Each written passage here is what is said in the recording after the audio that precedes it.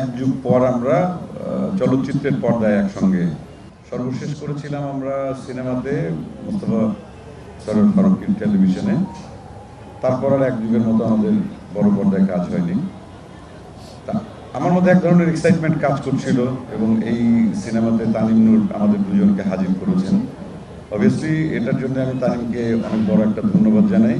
আর সেই সঙ্গে শুধু আমি মোশাররফ না, এখানে বাঁধন, মমো, শরীফুল রাজ, শ্যামল, সাবিলা নূর, দিনার ভাইয়ের আবার জুটি বলতে পারছি না, আমাদের সাথে যারা সহশিল্পী হিসাবে যারা কাজ করেছেন, এরাও দীর্ঘদিন ধরে মানে নিজের জায়গায়, নিজের অভিনয়ের জায়গায় কিন্তু খুব বলিষ্ঠ একটা জায়গা অর্জন করে বসে আছেন।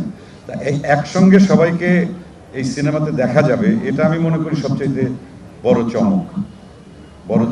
এবং এই যার ছোট গল্প অবলম্বনে এই সিনেমাটি নির্মিত হয়েছে, তানিম নূর পরিচালনা করেছেন, হুমায়ুন আহমেদ স্যার। ওনার লেখার মধ্যে জাদু আছে, এটা আমরা সবাই জানি, বিশ্বাস করি।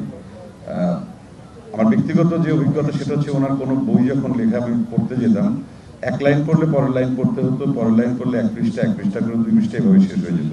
মানে প্রত্যেকটি মোমেন্টে এক ধরনের আলাদা, মানে চুম্বকের মতো একদম টান অনুভব করা যায়। তা সেই গল্প থেকে তানিম নূর আবার সিনেমা বানালেন, এটা তো আমার মনে হয় যে বড় ধরনের কিছু একটা ঘটতে চলেছে, আমি আশা করি।